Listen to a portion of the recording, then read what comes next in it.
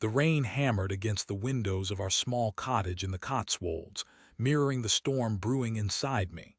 For 20 years, Aneurin and I had built a life here, a life I thought was a testament to unwavering love and mutual respect. I was a software engineer, content with my work and even more content with my wife, or so I believed. It started subtly, almost imperceptibly.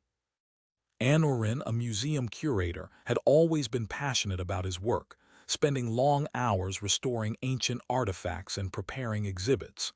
But lately, his dedication seemed different.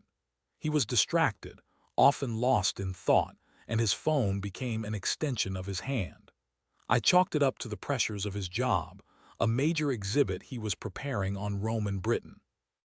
I tried to be supportive, bringing him cups of tea, listening patiently as he recounted the challenges he faced, but a nagging unease began to gnaw at me.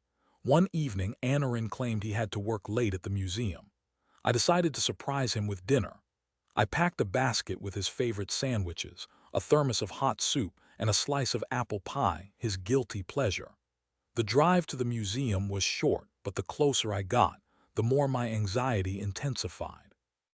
I parked in the dimly lit lot and walked towards the back entrance, the one Aneurin usually used. The museum was eerily quiet. I let myself in with the spare key Aneurin had given me, my footsteps echoing through the empty halls. I made my way to his office, but the door was ajar, and a sliver of light spilled out. I pushed it open further, and the scene that greeted me shattered my world. Aneurin wasn't alone. He was locked in a passionate embrace with a woman I had never seen before. Her fiery red hair cascaded down her back as she clung to him, her lips pressed against his. They were so engrossed in each other that they didn't notice me standing there, frozen in disbelief. The basket slipped from my grasp, the contents scattering across the floor. The clatter finally broke their reverie. Aneurin's head snapped up, his eyes widening in horror as he saw me. The woman pulled away, her face a mixture of surprise and defiance. "Meredith," Aneurin stammered, his voice barely a whisper. I couldn't speak. The air seemed to have been sucked out of my lungs. I just stared at them, my heart pounding in my chest, a wave of nausea washing over me. "Let me explain," Aneurin pleaded, taking a step towards me. I raised my hand, stopping him in his tracks. "There's nothing to explain," I managed to choke out, my voice trembling. I turned and fled, tears streaming down my face. I ran blindly through the museum, not caring where I was going, just needing to escape the image seared into my mind. I stumbled out into the rain, the cold water soaking me to the bone, but it couldn't extinguish the fire of betrayal that burned within me. I drove home in a daze, my hands shaking so badly I could barely grip the steering wheel. When I arrived, I went straight to our bedroom and began packing a bag. Aneurin arrived shortly after, his face pale and drawn. "Meredith, please," he begged. "I'm so sorry, it was a mistake." "A mistake," I repeated, my voice rising. "A mistake you were clearly enjoying." Who was she, Aneurin? Someone new to restore, perhaps. He flinched at my words.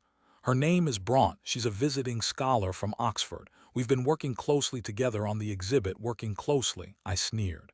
"Is that what you call it?" "It just happened," he said, his voice laced with desperation. "It didn't mean anything." "Mean anything?" I repeated, incredulous. "You betrayed me, Aneurin. You betrayed our marriage, our life together." "How can you say it didn't mean anything?" He hung his head, unable to meet my gaze. "I don't know what to say," he mumbled. "Then say nothing," I said coldly. "Just get out." He looked up, his eyes filled with anguish. "Where are you going?" "Away from you," I said simply. "I need time to think, to process what's happened. I don't know if I can ever forgive you, Aneurin." I finished packing my bag and walked out the door, leaving him standing there, alone in the wreckage of our marriage. I spent the next few weeks at a small bed and breakfast in a nearby village, trying to make sense of everything. I replayed the scene in the museum over and over in my mind, each time feeling the pain anew. I couldn't understand how Aneurin could do this to me, to us. We had been so happy, or so I thought. As the days turned into weeks, I began to realize that I couldn't stay stuck in the past. I needed to move forward, to rebuild my life. I started by contacting a solicitor to discuss the possibility of a divorce. The thought of ending our marriage was devastating, but I couldn't see any other way forward. One afternoon, as I was scrolling through social media, I came across a post from the museum. It was an announcement about the upcoming Rome and Britain exhibit, featuring a photo of Aneurin and Bront. They were standing side by side, smiling, looking like a perfect couple. A wave of anger washed over me. That's when I decided I couldn't let Aneurin get away with this. He had destroyed my life, and he needed to face the consequences of his actions. I started by gathering evidence of his affair.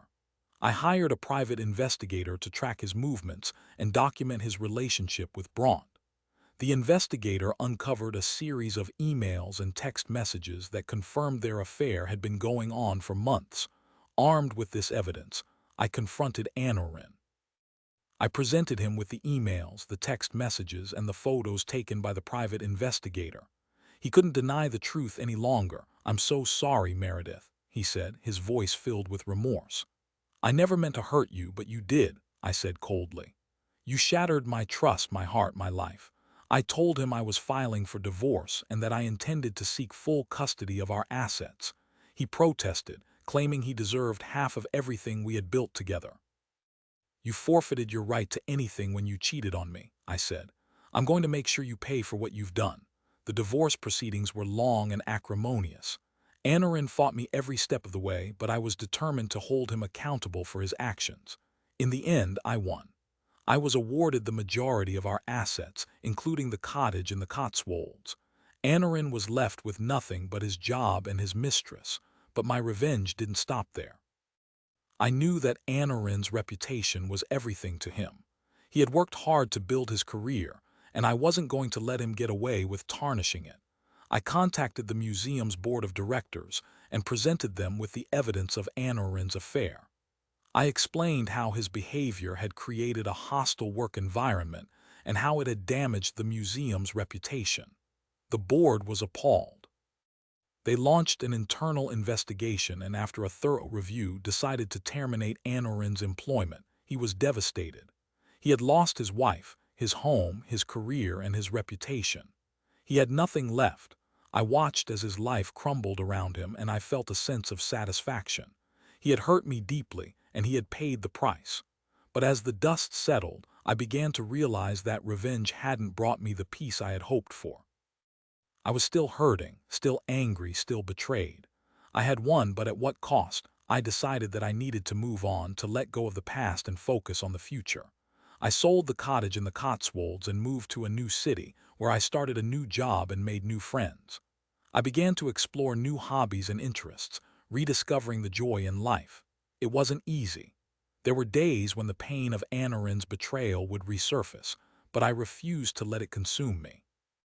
I focused on healing, on rebuilding my life, on finding happiness again. Years passed. I never remarried, but I found companionship and fulfillment in other ways. I traveled the world, pursued my passions, and surrounded myself with people who loved and supported me. One day, I received a letter from Aneurin. It had been years since we had last spoken. He wrote that he was living in a small flat in London, working as a freelance researcher. He said he was sorry for what he had done, that he regretted his actions every day. He didn't ask for forgiveness, but he hoped that one day I could find it in my heart to understand. He said he knew he had destroyed our life together, and he would never forgive himself. I read the letter with a mix of emotions. I felt pity for Aneurin, but I also felt a sense of closure. I had moved on, and he was still stuck in the past. I never responded to his letter, but I did forgive him. Not for his sake, but for my own. I realized that holding on to anger and resentment was only hurting me. I needed to let go of the past in order to embrace the future, and so I did. I built a new life, a life filled with love, joy, and purpose. I never forgot Aneurin, but he no longer defined me. I had survived his betrayal, and I had emerged stronger and more resilient than ever before.